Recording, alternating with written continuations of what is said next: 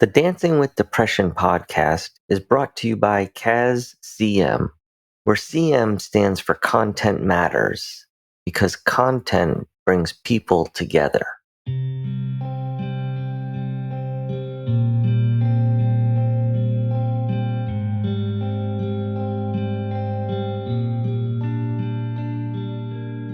Hello, I'm Adam Turner, the host of the Dancing with Depression podcast where we explore the profound journey of navigating life's twists and turns while embracing the challenging partner that is depression.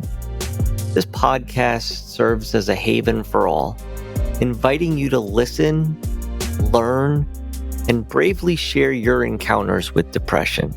It's not limited to those with a formal diagnosis. We explore the far-reaching effects on our cherished circle of friends, family, and loved ones. So if you're ready to embark on this journey of self-discovery and healing, join me on the Dancing with Depression podcast to untangle the threads, find the rhythm within the chaos, and dance towards a brighter, more compassionate understanding of ourselves. Do you dance with depression? In today's episode, I will shed some light on how this podcast came to be, what dancing with depression means to me, and how I was introduced to my depression. Podcast was a combination of guilt, curiosity, and technology. The guilt was my inability to stay connected with my parents. I noticed that I would go days, then weeks without talking to them. I often thought about calling them and even set alarms to remind myself, but the phone felt like a ton of bricks. And I would convince myself that I would call them tomorrow. Then tomorrow came, same thing, on and on and on. I can recall conversations with a couple of close friends that shared they talked to their parents every day. So I questioned myself as to why I didn't call mine. I turned to my job as a marketing consultant as the reason why the phone felt so heavy, but quickly realized that was just an excuse. Sure, my days consist of making 50 to 70 phone calls, running 3 to 4 Zoom meetings, not to mention prep work, follow-up, and paperwork. But everybody is doing that much work, if not more, in the course of their day. So I knew I had to look deeper. I determined that my depression was like a shadow. It was always by my side. So I'm constantly addressing it to get through my day. I have to remind myself before each phone call why I am doing what I'm doing to pay the bills. I have to make things appear to be okay when internally, all I wanted to do was push mute so I didn't have to hear all of the thoughts swirling around in my brain. I've known for years that sales wasn't my ultimate calling. For starters, my personality would be categorized as introverted, but depending on the environment, I can also be an extrovert, specifically my work environment. I didn't pick sales. I tell people my credit card balances did. I was dancing with depression all day and was too tired to do anything else. We all know dancing for 8 to 10 hours a day would make our legs feel like jello. Well, this exhaustion was coming mentally from trying to direct my depression where I needed it to go throughout the day, just so I could function. Of course, when my depression wanted to go left, I had to redirect that energy to the right. If I had a meeting, I had to be on. That meant smiling, even when I was down. I had to be friendly, even when I wanted to be alone. I had to educate, even when you get the point.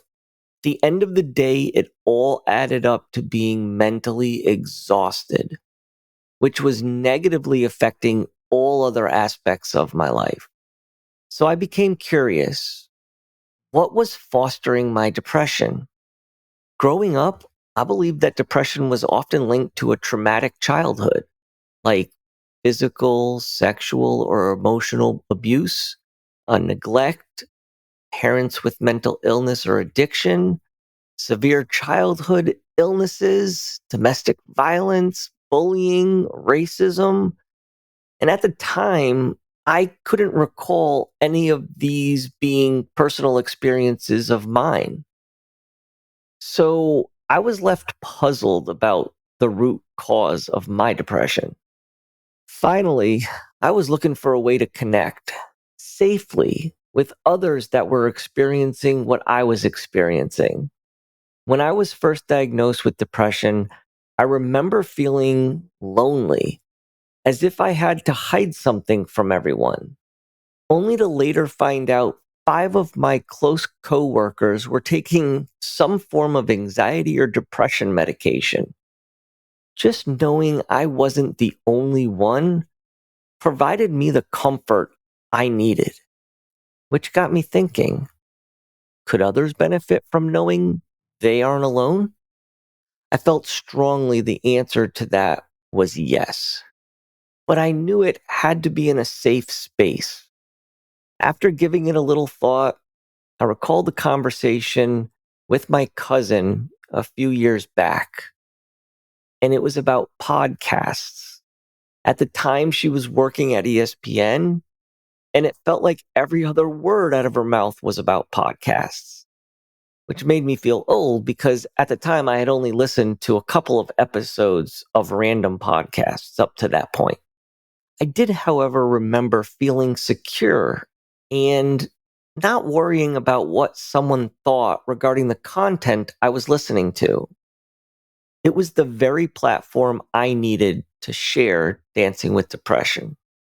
So I had the topic, depression, the reason to connect and share with others, and the platform, podcast.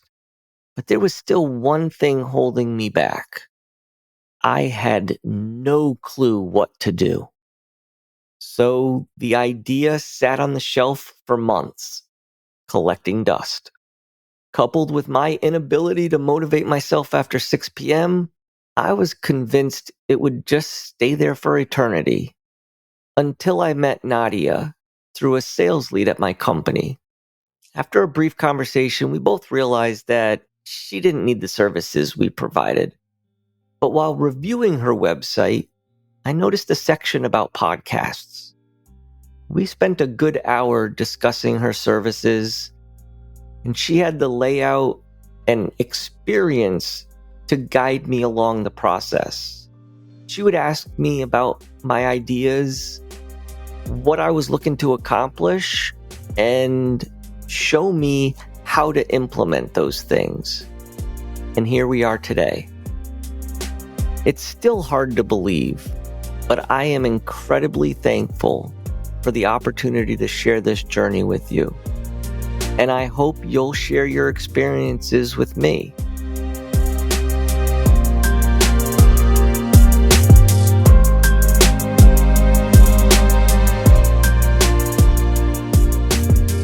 Thank you for joining us on another episode of Dancing with Depression. There's a saying that hindsight is 20/20, which is often used to describe the phenomenon of being able to see things more clearly after they've happened.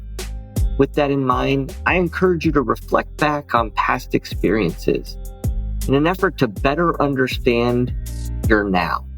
Also, I invite you to share with me your comments, thoughts, or personal exposure to depression. You can email me at dancingwithdepression@yahoo.com. Until next time, keep moving forward. And when it comes to depression, remember to take the lead.